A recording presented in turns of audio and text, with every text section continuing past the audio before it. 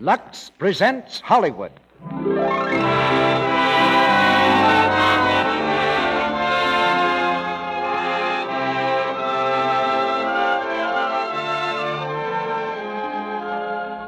The Lux Radio Theatre brings you Jean Arthur and Brian Ahern in Pygmalion. Ladies and gentlemen, your producer, Mr. Cecil B. DeMille.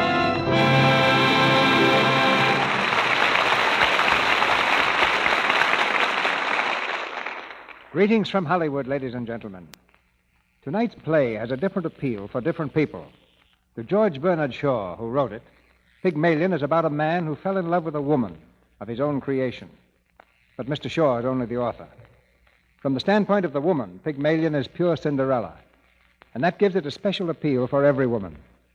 The story of Cinderella will never grow old because it expresses the longing of all women to be more beautiful. Of course, the pumpkin coach and glass slippers are a little out of date. Present-day Cinderellas who want to catch the eye of some handsome prince are more likely to depend on that fresh out-of-the-bandbox looks and are sure there's a good supply of Lux Flakes on hand. In fact, I suppose a modern Cinderella considers Lux Flakes standard equipment. Pygmalion was the first of Shaw's plays to reach the screen. This outspoken gentleman may be better known to our public for what he has said in person rather than for what he said in his plays. But tonight in Pygmalion, we have Shaw at his wisest and wittiest. If by chance some of you have a notion that Mr. Shaw is dull, prepare to change your mind. The romantic hero of Pygmalion is a professor, quite unromantic, until he meets the heroine one night in the rain. Our professor, like most professors, has a pet theory and proceeds to remodel the life of the girl in question according to this theory. Of course, you can't meddle in anyone's life without getting into trouble, and the professor of phonetics is no exception. The girl in the play is a flower seller on a London street corner until she becomes a laboratory experiment. And since the experiment is concerned with her accent and demands a delicate sense of humor, it's a part to challenge any actress. All this spelled Jean Arthur for us in very large letters. So she's here tonight for the role of Eliza Doolittle. They say the purest English in the world is spoken by Irishmen, and Brian Ahern is one Irishman who bears out that tradition. Because he's a fine actor and a fiery individual, he's perfect as our fiery professor of speech. And now for this professor's dangerous experiment with human emotions. We raise the curtain on Act 1 of Pygmalion, starring Jean Arthur as Eliza and Brian Ahern as Henry Higgins. A flash of lightning across the evening sky. A crackling roar of thunder. And then the rain, driving in sheets across London's Covent Garden, sending the after-theater crowd scurrying for shelter. Some people, under the portico of St. Paul's Church, stand huddled together, peering out gloomily at the rain. All except one well-dressed gentleman who writes busily and rather mysteriously in a small notebook. From the drenched pavement comes a flower girl. With a basket of bedraggled flowers on her arm, she pushes her way through the crowd. The flowers are violets, but the girl is Cockney, so she calls them... Violets, violets, nice fresh violets, violets. Oh, sir, is there any sign of it stopping? No, I'm afraid not. It's starting worse than ever. Oh, dear. If it's worse, it's a sign it's nearly over. So cheer up, Captain. Buy a flower off a poor girl. Sorry, I haven't any change. Oh, girl. Oh, do buy a flower off me, Captain. I can change off a crown. No, don't be troublesome. I really haven't any change. Oh, wait a minute. Here's 3 halfpence, if that's any use to you. Oh, thank you, sir. Look here, miss. Hey. You be careful. Give the gentleman a flower for it. There's a detective there behind you writing down every blessed word you're saying. Detective? I ain't done nothing wrong by speaking to the gentleman. I've a right to sell flowers if I keep off the curb. I'm a respectable girl, so help me. Where is he? Oh, sir, please. Yeah. What's the trouble? Oh, sir, don't charge me. You don't know what it means to me. They'll take away my character, drive me on the streets for speaking to gentlemen. There. Who's hurting you, you silly girl? What do you take me for? It's all right. He ain't a tech after all. Look at his boots. We thought he was a copper's knock, sir. What's a copper's knock? It's a copper's knock, as you might say, a sort of informer. I take my Bible oath I never said a word. Shut up. Do I look like a policeman? Then what did you take down my words for? How do I know whether you took me down right? You just show me what you wrote about me. Here you are. What's that? That ain't proper writing. I can't read that. Well, I can. It says, cheer up, kitten, and buy a flower off a poor gear. Oh, it's because I called that gentleman Captain. I meant no harm. Where is he? Oh, sir, don't let him lay a charge against me for a word like that. Charge? I make no charge. Really, sir, if you are a detective, you needn't begin protecting me against molestation by young women until I ask you. Anybody could see the girl meant no harm. It's ridiculous. He ain't a tech. He's a blooming busybody. That's what he is. And how are all your people down at Chelsea? Who told you my people come from Chelsea? Well, never you mind, they did. And you, miss, how do you come to be up so far east? Why, you were born in Lisson Grove. Oh, what harm is there in my leaving Listen Grove? 'Twasn't fit for a pig to live in, and I had to pay 4 and 6 a week. I did. Oh, live where you like, but stop that noise. Come, girl, he can't touch you. You have a perfect right to live wherever you please. Pork Lane, for instance, eh? I'd like to go into the housing question with him, I would. Do you know where I came from? You come from Hoxton. Huh? Why, who said I didn't? Blimey, you know everything, you do. I no call to meddle with me, he ain't. Of course he ain't. Don't you stand it from him. See here, mister, where's your warrant? You take us for dirt under your feet, don't you? Catch you taking liberties with a gentleman. Yes, the gentleman who give you the money. Tell him where he come from if you want to go fortune hunting. Well, sir, can you tell me where I came from? Cheltenham, Harrow, Cambridge, and India. Quite right. May I ask, sir, do you do this for your living at a music hall? Well, I've thought of that. Perhaps I shall someday. It's no right to take away my character. My character's the same to me as any lady's. I don't know whether you've noticed it, but the rain has stopped. Oh, so it is. And us losing our time listening to your silliness. Frightening people like that. How would he like it himself? How do you do it, sir, if I may ask? Simply phonetics, the science of speech. That's my profession. It's also my hobby. You can spot an Irishman or a Yorkshireman by his brogue. Mm-hmm. Well, I can place a man within 6 miles. I can place him within 2 miles in London, sometimes within 2 streets. Ought to be ashamed of himself, unmanly coward. But is there a living in that? Oh, yes, quite a fat one. Let him mind his own business and leave a poor woman, cease this detestable boo-hooing instantly, or else seek the shelter of some other place of worship. Right to be here if I like, same as you. A woman who utters such depressing and disgusting sounds has no right to be anywhere. Ow. Oh, heavens, what a sound. Here, let me get that. There we are. Gone. You see this creature with her curbstone English, sir? The English that will keep her in the gutter to the end of her days. Oh, sir, in 3 months I could pass that girl off as a duchess at an ambassador's garden party. I could even get her a place as a lady's maid or a shop assistant, which requires much better English. Now, that's the sort of thing I do for commercial millionaires, and on the profits of it, I do genuine scientific work in phonetics. I'm a student of Indian dialects myself. Are you? Do you know Colonel Pickering, the author of Spoken Sanskrit? I am Colonel Pickering. Who are you? Henry Higgins, author of Higgins' Universal Alphabet. I came from India to meet you. Well, I was going to India to meet you. Where do you live? At 27A Wimpole Street.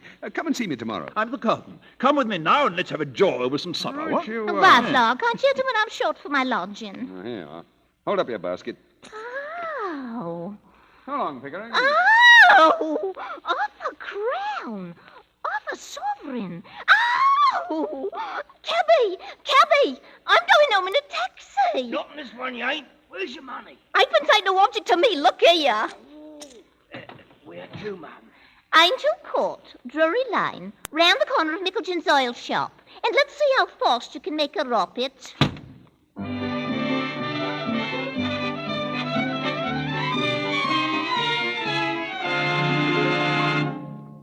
Well, I think that's the whole show, Pickering. I take down the vowel sounds on the phonograph and play them back whenever I want. It's really amazing. You like to go over any of it again? No, thank you, not now. I'm quite done up for this morning. Tired of listening to sounds. Yes, it's a fearful strain. Come. Well, Mrs. Pierce? A young woman wants to see you, Mr. Higgins. Young woman? What does she want? Well, sir, she says you'll be glad to see her when you know what she's come about. She is quite a common girl, sir.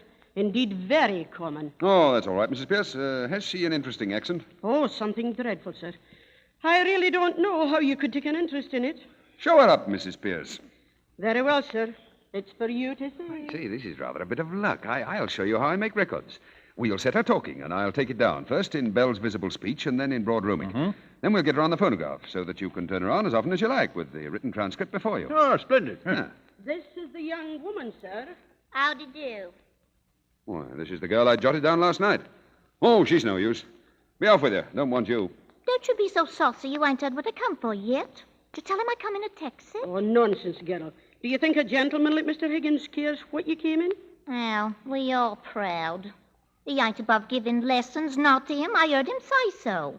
Well, if my money's not good enough, I can go elsewhere. Good enough for what? Good enough for you, now you know, don't you? Come to have lessons, I am. Well, what do you expect me to say to you? Well, if you was a gentleman, you might ask me to sit down, I think. Pickering, shall we ask this baggage to sit down, or shall we throw her out of the window? Ow! Now, what is it you want, my girl? I want to be a lady in a flower shop instead of selling at the corner of Tottenham Court Road. They won't take me unless I can talk more genteel. He said he could teach me. Well, here I am, ready to pay him, not asking any favour, and he treats me as if I was dirt. How much would you pay? Now you're talking. I thought you'd come off it when you saw a chance of getting back a bit of what you chucked at me last night. You'd had a drop in, hadn't you? Sit down. Sit down, Gerald. Do as you're told. Sit down. Ow. Won't you sit down, please? Don't mind if I do. What's your name? Liza Doolittle. Liza Doolittle, eh? Well, Liza Doolittle, how much do you propose to pay me for the lessons? Oh, I know what's right. A lady friend of mine gets French lessons for 18 pence an hour from a real French gentleman. Well, you wouldn't have the face to ask me the same for teaching me my own language as you would for French. So I won't give you more than a shilling. Take it or leave it. You know, Pickering, if you consider a shilling not as a simple shilling, but as a percentage of this girl's income, it works out as fully equivalent to 60 or 70 pounds from a millionaire. 70 pounds? What are you talking about? I never offered you 70 pounds. Where Hold was your I, Jeff? tongue. But I ain't got 70 pounds. Oh, stop crying, you silly girl. Sit down. Nobody's going to touch your money. Somebody's going to touch her with a broomstick if she doesn't stop sniveling. Sit down. Ow. One would think you was my father. If I decide to teach you, I'll be worse than two fathers to you. Higgins, I'm interested. What about the ambassador's garden party, eh? I'll say you're the greatest teacher alive if you make that good. I'll bet you all the expenses of the experiment you can't do it. And I'll pay for the lessons. Oh, you are real good. Thank you, Captain. It's almost irresistible. She's so deliciously low, so horribly dirty. Oh, I ain't dirty. I wash my face and hands before I come, I did. I'll do it. I shall make a duchess out of this draggle-tailed gutter snipe. Oh. Yes, in 6 months. In 3, if she has a good ear and a quick tongue. I'll take her anywhere. Pass her off as anything. We'll start today, eh? Now, this moment. Take her away and clean her, Mrs. Pierce. Is there a good fire in the kitchen? Yes, but Well, I take don't... all her clothes and burn them. Send out for new ones. Wrap her in brown paper till they come. You're no gentleman, you're not, to talk of such things. I'm a good girl, I am, and I know what the like of you are, I do. Oh, we want none of your listen grove prudery here, young woman. You've got to learn to behave like a duchess. Take her away, Mrs. Pierce, and if she gives you any trouble, wallop her. No, I'll call the police, I will. Now, you must be reasonable, Mr. Higgins, really you must. You can't walk over everybody like this. Why not? Why not? Well, you don't know anything about her. What about her parents? Maybe she's married. Gone, who'd marry me? By George, Eliza, the streets will be strewn with the bodies of men shooting themselves for your sake before I've done with you. I'm going away. He's off his chump, he is. I don't want no bombies teaching me. Oh, indeed. Mad, am I? Oh, very well, Mrs. Pierce, you needn't order the new clothes for her. Throw her out. Now, you got no right to touch Now, me. you see now what comes of being saucy? Now, you go home to your parents, McGill, and tell them to take better care of you. I ain't got no parents. They told me I was big enough to earn my own living and turned me out. See? The girl doesn't belong to anybody. No use to anybody but me. You can adopt her, Mrs. Pierce. I'm sure her daughter will be a great amusement to you. Now, Higgins, does it occur to you that the girl might have some feelings? Oh, no, I don't think so. Not any feelings we need bother about. Have you, Eliza? I got my feelings same as anyone else. You see the difficulty? What difficulty? To get her to talk grammar. The mere pronunciation's easy enough. I don't want to talk grammar. I want to talk like a lady. Mr. Higgins, I'd like to know on what terms the girl is to be here. Is she to have any wages? And what's to become of her when you've finished your teaching? What's to become of her if I leave her in the gutter? Tell me that, Mrs. Pierce. That's her own business, not yours, Mr. Higgins. Well, when I've done with her, she can go back to the gutter. Then it'll be her own business again, so that's all right. Oh, you've no feeling art in you. You don't care for nothing but yourself. Here, I've had enough of this. I'm going. You ought to be ashamed of yourself. You ought. Wait. Have some chocolates, Liza. How do I know what might be in 'em? I've heard of girls being drugged by the like of you. Oh, pledge your good faith, Eliza. I'll eat one half and you eat t'other, huh? There. Oh, you should have boxes of them, barrels of them every day. You shall live on them. And listen, I think you said you came in a taxi, huh? Well, what if I did? I've as good a right to take a taxi as anyone else. You have, Eliza. And in future, you shall have as many taxis as you want. Why, you shall go up and down and round the town in a taxi every day. Think of that, Eliza. Mr. Higgins, you're tempting the girl.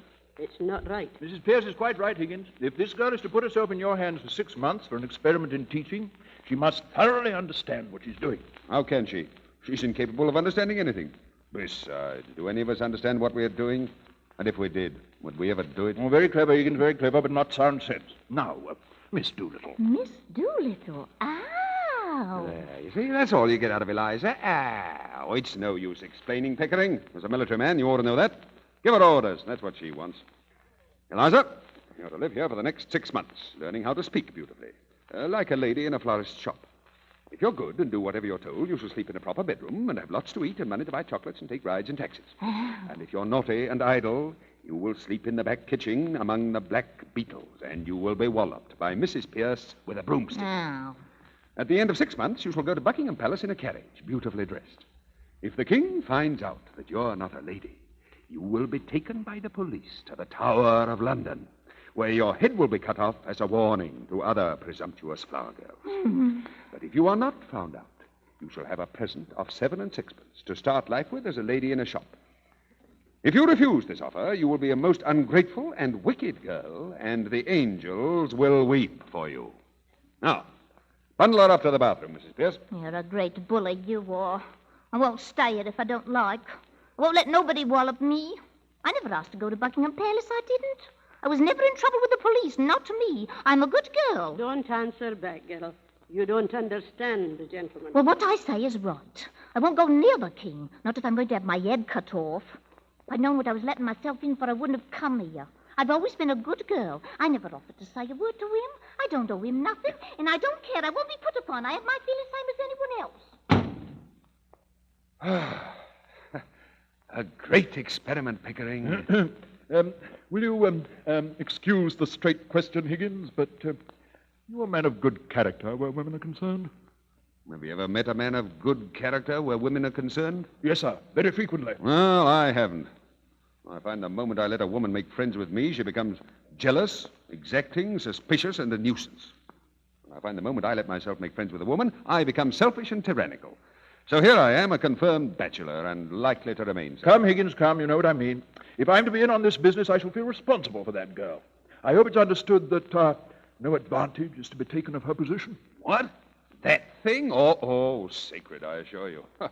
Yes, she'd be a pupil, and teaching would be impossible unless pupils were sacred. Oh, she's nothing to me but a handful of clay, wet clay at that, which we shall work and mold into the semblance of a beautiful and charming duchess. No! Please, no! I won't take a bath. I won't! No! Pickering, we have taken on a stiff job. Higgins, we have.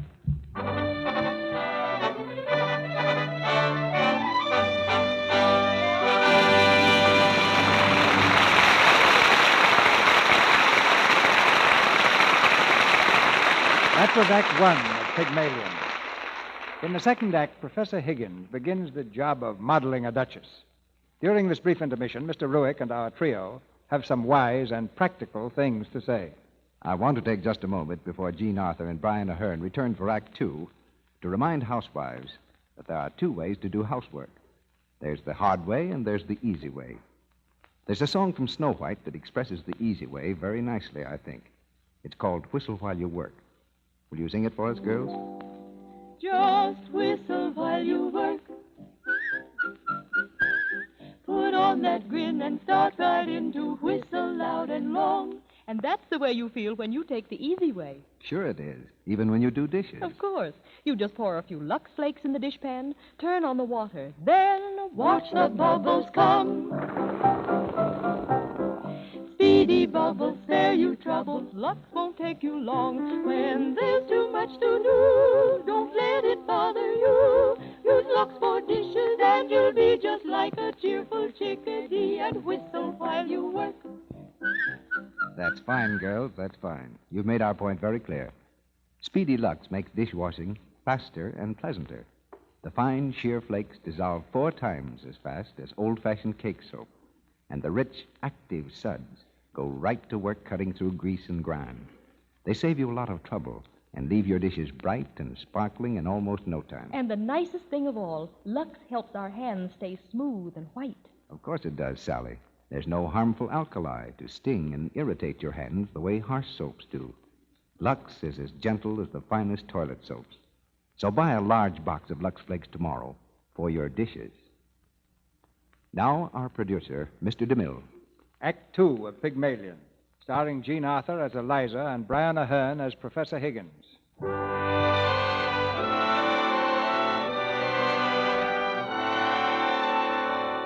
The problem of making a Cockney flower girl into a duchess is bound to have its complications, and one of those complications has already arrived.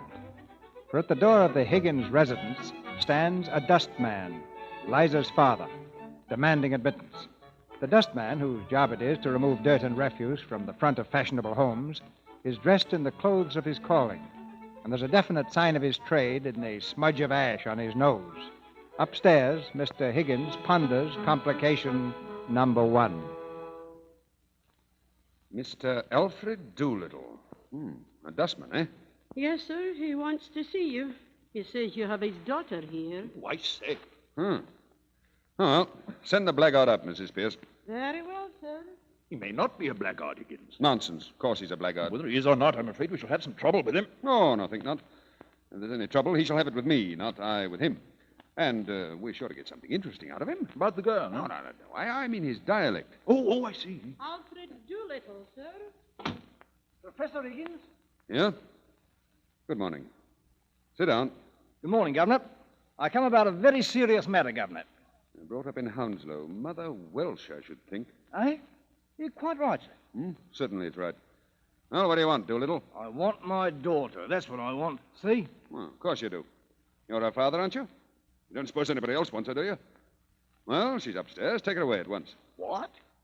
Take her away. Do you suppose I'm going to keep your daughter for you? No. Look here, Governor. Is this reasonable? Is it fairity to take advantage of a man like this?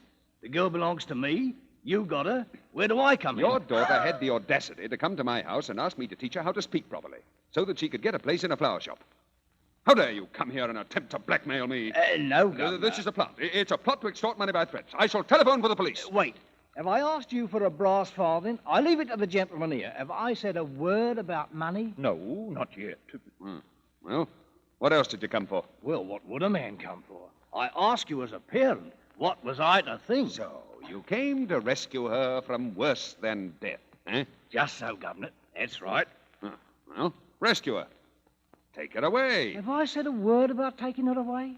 Have I now? But you're going to take her away, and double quick, too. No, Governor, don't say that. Listen, Governor. Listen here. You and me as men of the world. Ain't we? Oh, men of the world, are we? Well, go on. Thank you, Governor. Well, the truth is, I've taken a sort of fancy to you, Governor, and if you want to teach the girl, I'm not so set on having her back home again, but what I might be open to an arrangement. Regarded in the light of a young woman, she's a fine, handsome girl. As a daughter, she's not worth her keep. And so I ask you straight, what's a £5 note to you, and what's Eliza to me? I think you ought to know, Doolittle, that Mr. Higgins's intentions are entirely honorable. Of course they are, Governor. Of course they are. I don't know what to do, Pickering. As a matter of morals, it's a positive crime to give this chap a farthing. Yet I feel a sort of rough justice in his claim. That's it, Governor. That's all I say.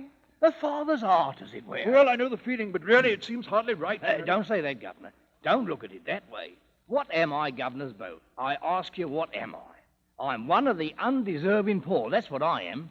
Think of what that means to a man. It's always the same story. You're undeserving, so you can't have it. Just an excuse for never giving me anything. Will you take advantage of a man's nature to do him out of the price of his own daughter what he's brought up and fed and clothed by the sweat of his brow until she's grown big enough to be interesting to you two gentlemen? Is £5 unreasonable? I put it to you, and I leave it to you. I suppose we must give him a fiver. You make bad use of it, I'm afraid. Oh, not me, Governor Swap. I won't. Don't you be afraid that I'll save it and live idle on it. There won't be a penny of it left for Monday. Just one good spree for myself and the missus, giving pleasure to ourselves and employment to others, and satisfaction to you to think it's not been thrown away. You couldn't spend it better. This is irresistible. £5, I think you said. Right, Governor. Here you are. Thank you, Governor. Good morning. Here's the girl, Mr. Higgins. All cleaned and dressed. Well, I won't be troubling you no longer, Governor. Oh, beg pardon, miss. Gone. Don't you know your own daughter? Blimey, it's Eliza. Well, I never thought she'd clean up as good looking as that, Governor. She's a credit to me, ain't she? It's easy to clean up here. Hot and cold water and tap, just as much as you like, that is. I'm glad the bathroom met with your approval. It didn't. Not all of it. And I don't care who hears me say it. Mrs. Pierce knows. What was wrong, Mrs. Pierce? Oh, nothing, sir. It doesn't matter. I had a good mind to break it. Didn't know which way to look. But I hung a towel over it, I did. Oh, well, what? Over the looking-glass, sir. Doolittle, you've brought your daughter up too strictly. Me? I never brought her up at all, except to give her a lick of a strap now and again. But she'll soon pick up your free and easy ways. I'm a good girl, I am, and I won't pick up no free and easy ways. Here. Don't you give me none of your lip. And don't let me hear you giving this gentleman any of it, neither. Or you'll hear from me about it, see? Have you any further advice to give her before you go, Doolittle? Your blessing, for instance. No, Governor. I ain't such a mug as to tell me children all I know myself. Hard enough to hold them in without that. If you want Eliza's mind improved, Governor, you do it yourself. With a strap. Ow. So long, gentlemen.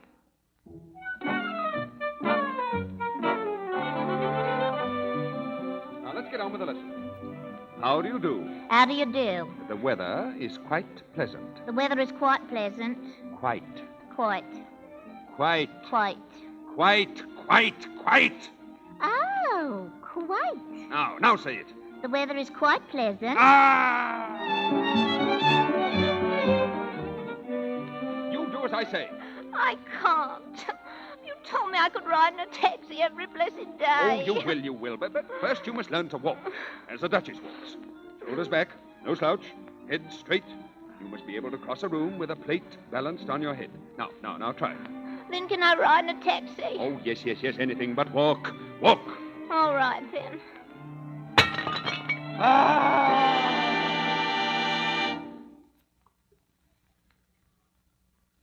Henry, what are you doing here today? It's my at-home day. I know, Mother. I came on purpose. But you mustn't. I'm serious, Henry. You offend all my friends. They stop coming whenever they meet you. Really, dear, you mustn't stay. Oh, I must. I've got a job for you, Mother.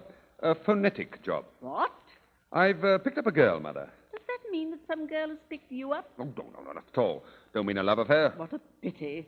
Why? Well, you never fall in love with anyone under 45. When will you discover that there are some rather nice-looking young women about? Can't be bothered with young women. They're all idiots. Well, tell me about the girl. She's coming to see you, Mother. Indeed, why? Well, it's like this. She's a common flower girl. I picked her up off the curbstone. And invited her to my at-home. Oh, it'll be all right. I've taught her to speak properly, and she has strict orders as to her behavior. She's to keep to two subjects, the weather and everybody's health. And she's not to let herself go on things in general, so that'll be safe. Safe to talk about our health, about our insides? How could you be so silly, Henry? Oh, well, she must talk about something. She needs the practice. Oh, Henry, please, not today. I told you I'm having guests, and for heaven's sake, stop whistling. Always whistle when things are going well. Can't help it. Mrs. and Miss Ainsford Hill. Oh, Lord. How do you do, Mrs. Higgins? Mrs. Ainsford Hill and Clara. How do you do? My son, Henry. Your celebrated son. I've so longed to meet you, Professor Higgins. Delighted. I'm sorry to say that my celebrated son has no manners. You mustn't mind him. I don't. Colonel Pickering. How do you do, Mrs. Higgins? Oh, so glad you've come. You know Mrs. Ainsford Hill? Miss Ainsford Hill? Oh, how do you do? Mr. Ainsford Hill. Good Lord, another of them. How do you do? Oh, very good of you to come. Colonel Pickering. How do you do? I don't think you know my son, Professor Higgins. How do you do? How to do? Sit down. Oh, well, here we are, anyhow. Now, what the devil are we going to talk about till Eliza comes? Henry, you're the life and soul of the Royal Society's soirees, but really you're rather trying on more commonplace occasions. Am I? Oh, very sorry. Miss Eliza Doolittle. Yes, she is, Mother. Well, come in, my dear. How do you do, Mrs. Higgins? Mr. Higgins told me I might come. Quite right. I'm very glad indeed to see you. How do you do, Miss Doolittle? Colonel Pickering, is it not? And this is Mrs. Ainsford Hill. How do you do? How do you do? My daughter, Clara. How do you do? How do you do? May I have the pleasure? My son, Freddie. How do you do? How to do?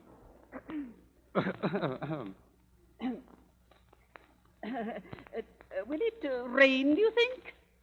The shallow depression in the west of these islands is likely to move slowly in an easterly direction.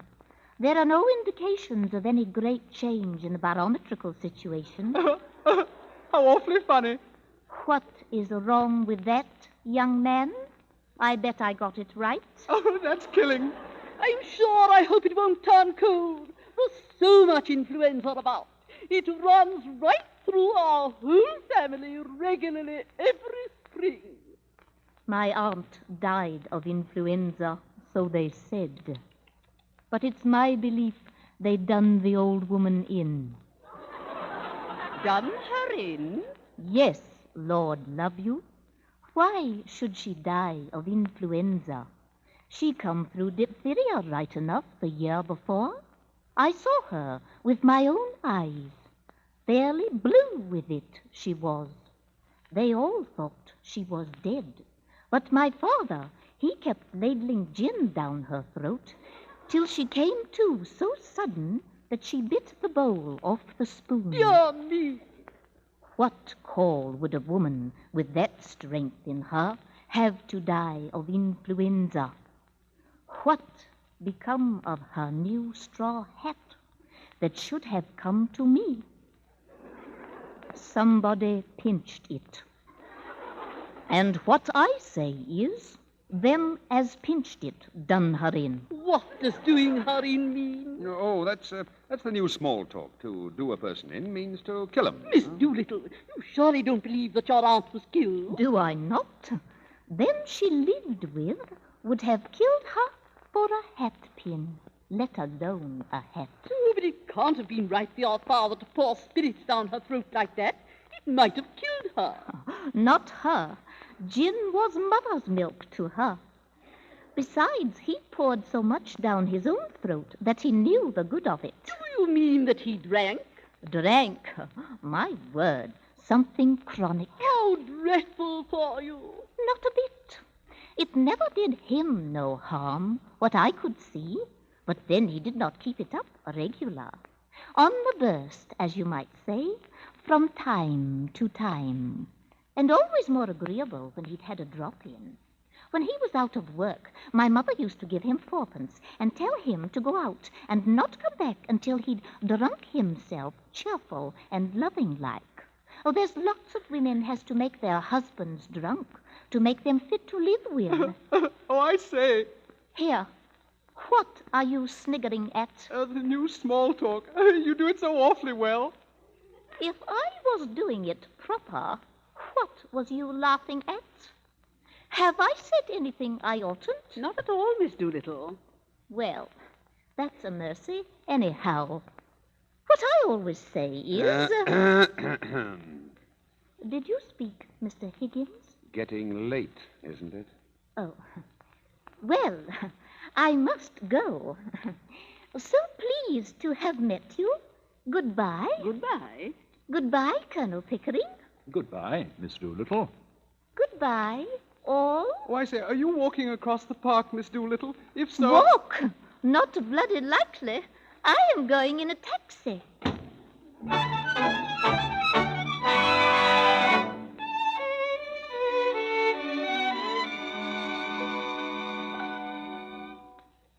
Well, what do you think, Mother? Isn't she wonderful? You must admit your son has made great progress, Mrs. Higgins. Yes, you certainly are a pretty pair of babies playing with your live dolls. Playing?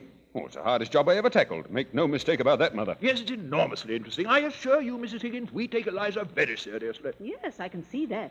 But what about her? I'm worried. Worried? Colonel Pickering, don't you realize that when Eliza walked into Henry's house, something walked in with her? What? A problem. Oh, if you mean her father, I've solved that already. No, I mean the problem of what is to be done with her afterwards. Oh, don't see anything in that. She can go her own way with all the advantages I've given her. The advantages of that poor girl who was here just now. Is that what you mean? Oh, that'll be all right, Mrs. Higgins. We'll find her some light employment. Anyhow, it's no good bothering now. The thing's done. In a month from now, Only 1 little month, Eliza Doolittle will be no more. And in her place will stand... Here, confound it, what are we going to call her? The Duchess of Denbury. The intoxicating, fascinating Duchess of Denbury.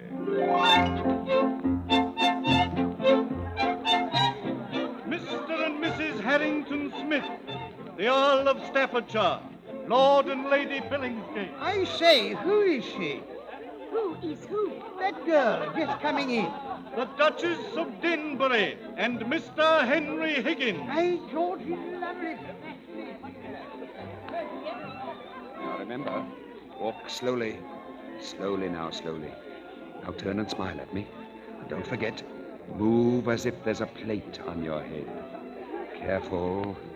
Now here's our host. Oh, Higgins, so glad to see you. Oh, thank you. I don't believe you know the Duchess of Denbury. Delighted. So good of you to come, my dear.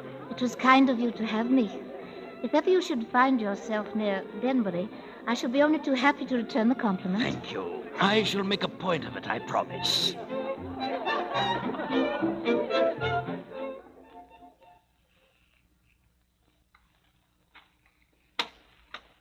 Come in, Eliza. Go on, Pickering. Oh, I'm about done in. I feel a bit tired myself. But you've won your bet, Higgins. Eliza did the trick and something to spare, eh? Thank heaven it's over. Were you nervous? I was. Eliza didn't seem a bit nervous. Were you, Eliza? Oh, she wasn't nervous. I knew she'd be all right. Eliza, fetch my slippers, will you please? No, it's the strain of putting the job through all these months that has told on me. However, it's over and done with. Now I can go to bed at last without dreading tomorrow. Yeah, I think I shall turn in too. Still, it's been a great occasion and a triumph for you. And for Eliza. Eh, Eliza? Well, good night. Good night. Put out the lights, will you, Eliza?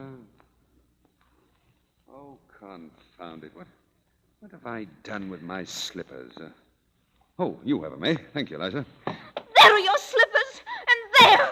Take your slippers, and may you never have a day's luck with them. What on earth? What's the matter? Anything wrong? Nothing wrong with you. I've won your bet for you, haven't I? That's enough for you.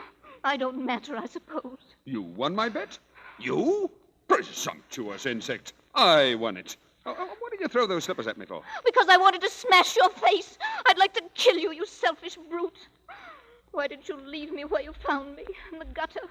You thank heaven it's all over, and that now you can throw me back there again, do you? Oh, the creature is nervous, after all.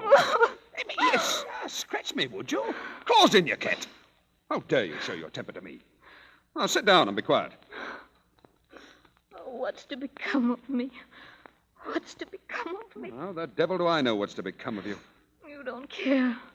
I know you don't care. I'm nothing to you. Not so much as them slippers. Those slippers.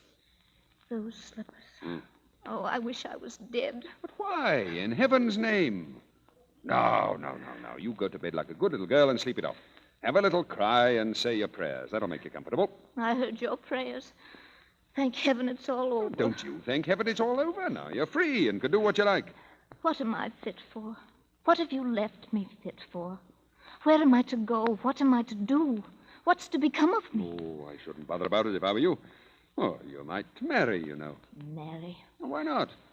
I dare say my mother could find some chap or other who'd do very well. We were above that at the corner of Tottenham Court Road. What do you mean? I sold flowers. I didn't sell myself. Now you've made a lady of me. I'm not fit to sell anything else. Tosh, Eliza. Don't you insult human relations by dragging all this cant about buying and selling into it. Ah, come, you'll be all right. I must clear off to bed. I'm devilish sleepy. Before you go, sir. Eh? Do my clothes belong to me or to Colonel Pickering? What the devil use with a bit of Pickering? He might want them for the next girl you pick up to experiment on. Is that the way you feel towards us? I want to know what I may take away with me. I don't want to be accused of stealing. Stealing? Oh, you shouldn't have said that, Eliza. That shows a want of feeling. I'm sorry. I'm only a common, ignorant girl. And in my station, I have to be careful. There can't be any feelings between the like of you and the like of me. Please, will you tell me what belongs to me and what doesn't? Oh, you may take the whole houseful if you like. Except the jewels, they're hired. Will that satisfy you? Stop, please. Will you take the jewels to your room and keep them safe? I don't want to run the risk of their being missing. Hand them over. If these belong to me instead of to the jeweler, I'd ram them down your ungrateful throat. This ring isn't the jeweler's. It's the one you bought me in Brighton. I don't want it now. Take it, please. Give it to me. That for the ring I bought you in Brighton. You threw it in the fireplace. You're fortunate I didn't throw you in the fireplace, too. Don't you hit me. Hit you? You infamous creature. How dare you accuse me of such a thing? It's you who have hit me. Why, you wounded me to the heart. I'm glad. I've got back at you a little anyhow. You have caused me to lose my temper. It's a thing that has hardly ever happened to me before. I prefer to say nothing more tonight. I'm going to bed. Good night. Good night.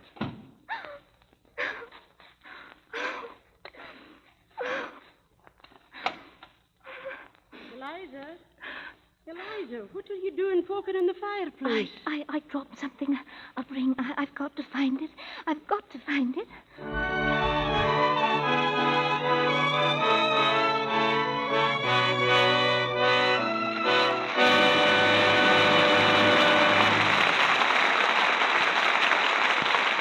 The curtain falls on the second act of Pygmalion.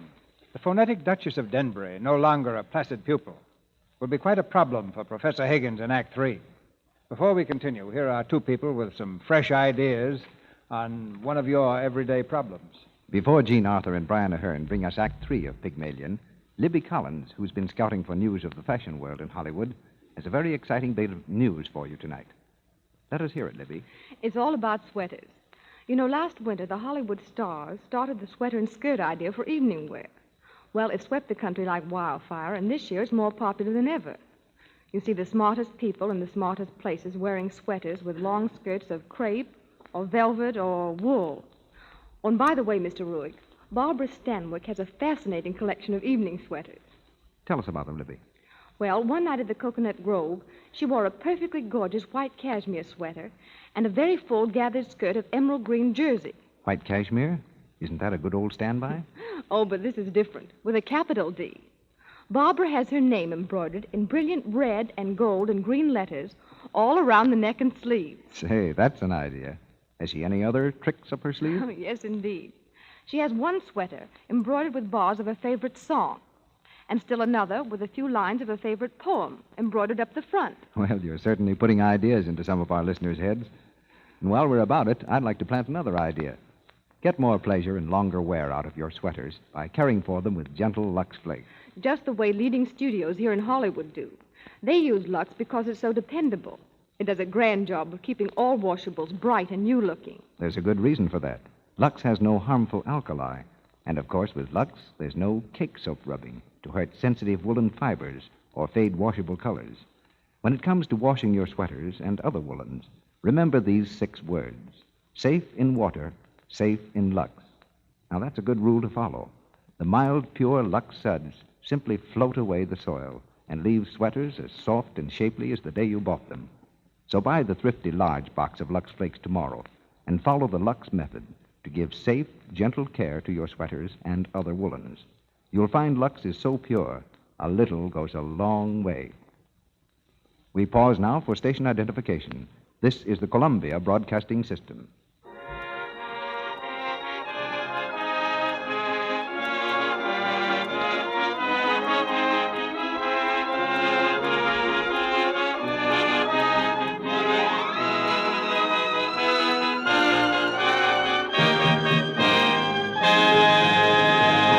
We continue with Pygmalion.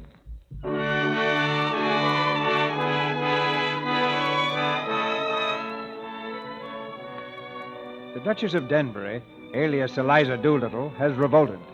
In the dead of night, she's disappeared, leaving Higgins a bit mystified and very worried. The following morning, in his mother's drawing room, Higgins paces the floor nervously. She was left last night, as usual, to turn off the lights and all that. But instead of going to bed, she changed her clothes and bolted. Heaven only knows where or why. You must have frightened her, Henry. Frightened her? Nonsense. But what am I going to do now? Do without, I'm afraid. The girl has a perfect right to leave if she chooses. Morning, Mrs. Higgins. Has Henry told you? Pickering, what does that ass of an inspector say? Have you offered a reward? You don't mean to say that you set the police after Eliza? Well, of course. What are the police for? What else could we do? We can't let her go like this, Mrs. Higgins. You have no more sense, either of you, than two children. If you really want to know where Eliza is, she's here. Here? In this house? Upstairs. Upstairs? Then I shall jolly soon fetch her downstairs. Please be quiet, Henry. Sit down. Sit but- down, dear, and listen to me.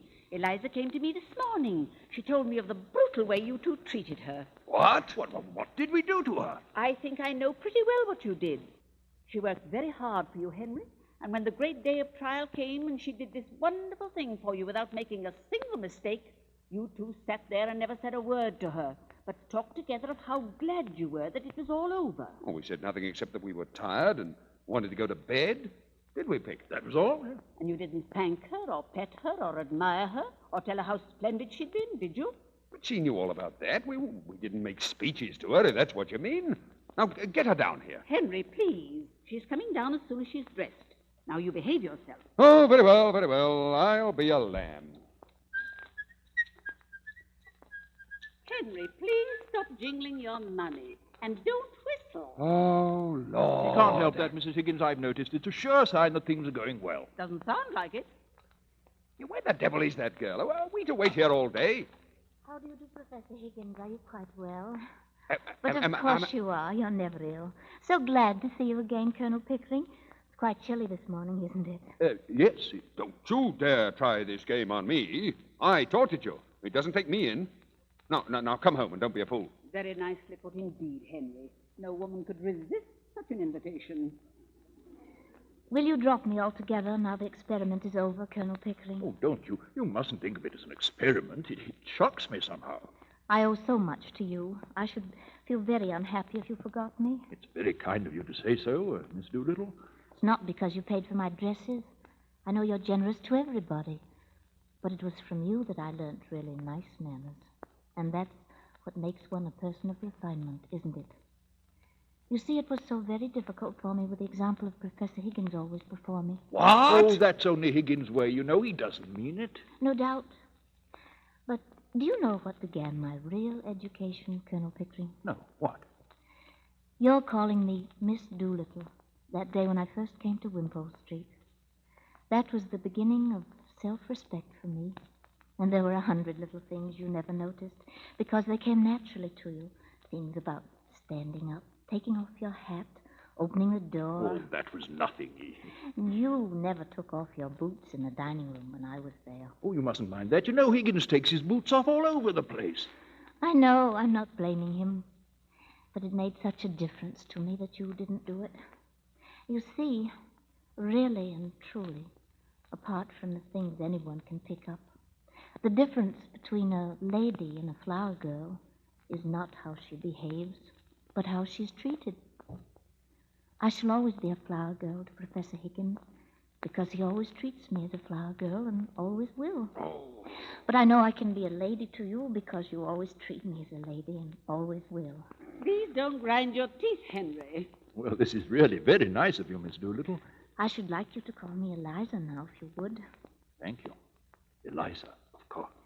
And I should like Professor Higgins to call me Miss Doolittle. I'll see you hanged first. Henry! Why don't you slang back at him, Eliza? I can't. I could have done it once, but I've forgotten my own language. That's the real break-off with the corner of Tottenham Court Road.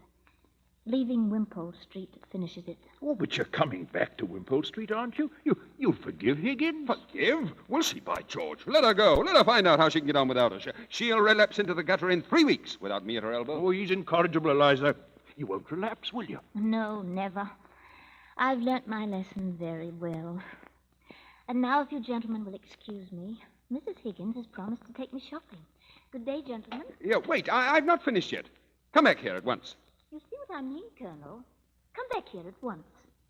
He's speaking to the flower girl, and you see, there is no flower girl. She can't do this to me. Where did she go? Come back. Eliza, where are you? Answer me. Well, Mr. Higgins? Listen, you've got back at me as you wanted. Well, have you had enough? Are you going to be reasonable? Or do you want any more? You want me back. only to pick up your slippers, put up with your tempers, and fetch and carry for you. I haven't said I wanted you back at all. Oh, indeed? Then what are we talking about? About you, not about me. If you come back, I shall treat you just as I've always treated you. I can't change my nature, and I don't intend to change my manners. Oh, I don't care how you treat me. I don't mind your swearing at me. I don't mind a black eye. I've had one before this. But I won't be passed over. Then get out of my way, for I won't stop for you. Wait, you talk about me as if I were a motor bus. So you are a motor bus, all bounce and go, no consideration for anyone. But I can do without you. Don't think I can't. Never asked yourself, I suppose, whether I could do without you. I shall miss you, Liza. I have grown accustomed to you. Oh, you are a devil. You can twist the heart in a girl as easy as some could twist her arms to hurt her, and you don't care a bit for me. I care for life, for humanity. And you're a part of it that has come my way and been built into my house. You call me a brute because you couldn't buy a claim on me by fetching my slippers and finding my spectacles. You're a fool. I think a woman fetching a man's slippers is a disgusting sight. I think a great deal more of you for throwing them at me.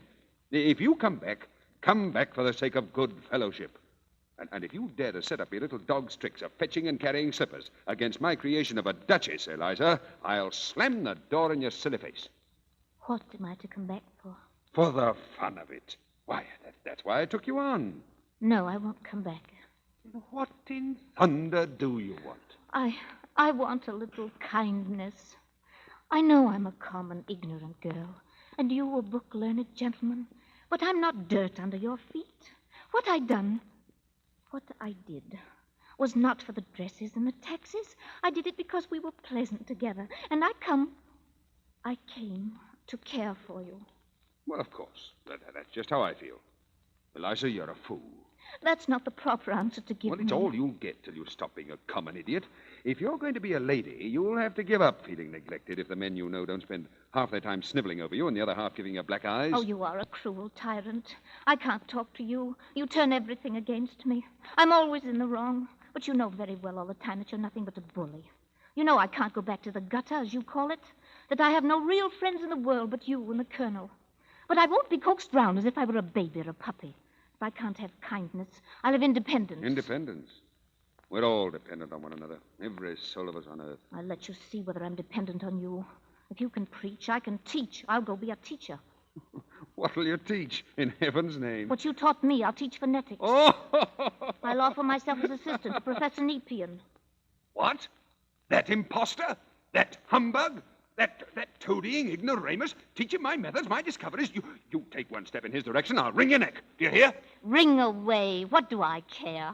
I knew you'd strike me someday. Eliza, listen to me. Now I know how to deal with you. What a fool I was not to think of it before. You can't take away the knowledge you gave me. That's done you, Henry Higgins, it has. Now I don't care that for your bullying and your big talk.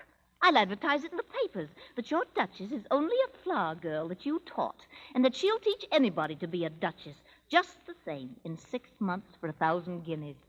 Oh, when I think of myself crawling under your feet and being trampled on and called names, when all the time I had only to lift up my finger to be as good as you, I could just kick myself. You impudent imp, you. But this is better than sniveling. It's better than fetching slippers, isn't it? By George, Eliza, I said I'd make a woman of you, and I have. I like you for this. Yes, you turn round and make up to me now that I'm not afraid of you and can do without you. Well, of course I do, you little fool. 5 minutes ago, you were like a millstone round my neck. But now, you're a tower of strength, a consort battleship. Oh, Eliza. Eliza, the car's waiting. Thank you, Mrs. Higgins. Goodbye for a while, Henry. Goodbye, Mother. Goodbye, Professor. Goodbye. Oh, by the way, Eliza, order a ham and a Stilton cheese, will you? And buy me a pair of gloves, number 8s, and a tie to match that new suit of mine. You can choose the color. Buy them yourself. I'm afraid you've spoiled that girl, Henry. But never mind, dear. I'll buy you the tie and gloves. Oh, don't bother. She'll buy them all right enough. When she thinks it all over, she'll realize it's quite possible for a duchess to buy ties for her husband without losing her dignity. Her husband? Henry, have you asked Eliza to marry you? Oh, of course. How? Well, I told her she was a tower of strength, a consort battleship. Oh, Henry, you're a fool. Now I'll have to go and tell her what you meant. Oh, thanks, Mother. Make it strong. Ah.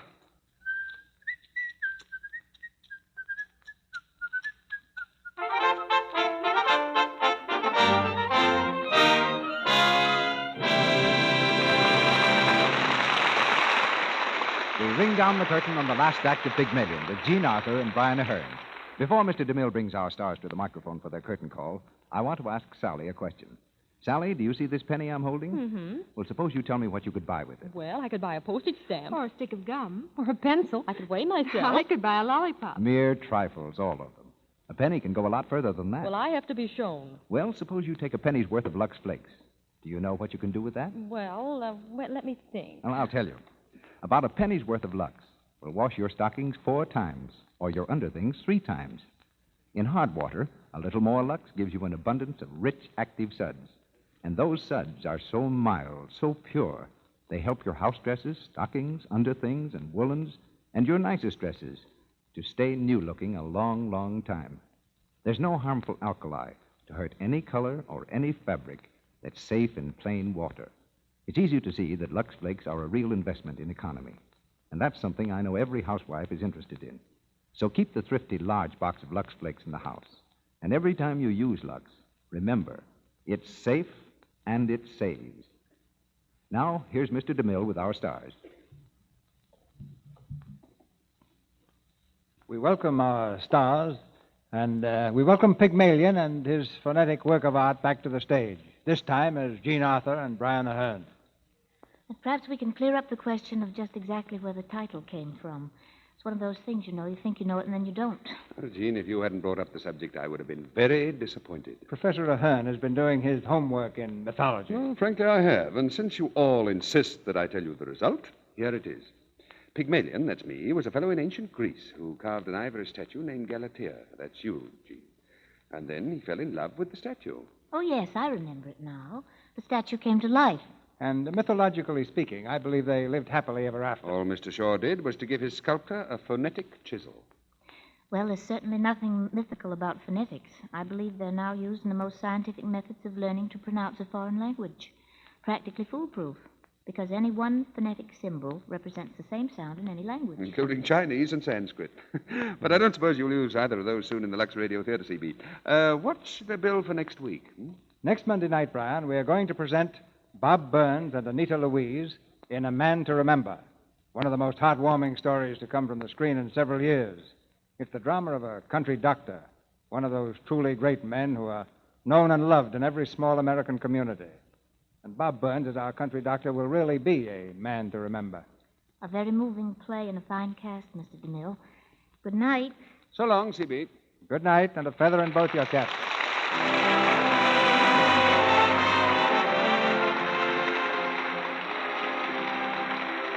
Our sponsors, the makers of Lux Flakes, join me in inviting you to be with us again next Monday night when the Lux Radio Theatre presents Bob Burns and Anita Louise in A Man to Remember.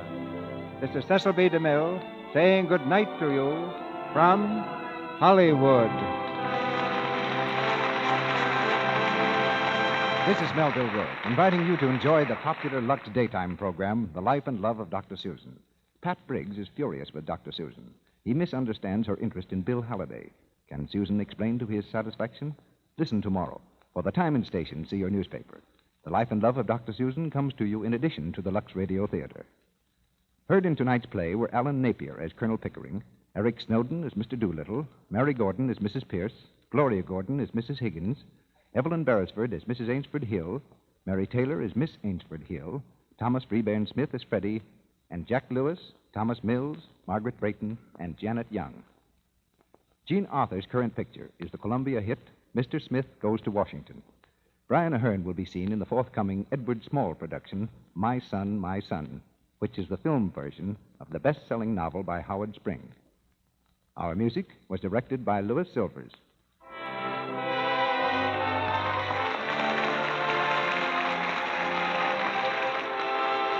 This is the Columbia Broadcasting System.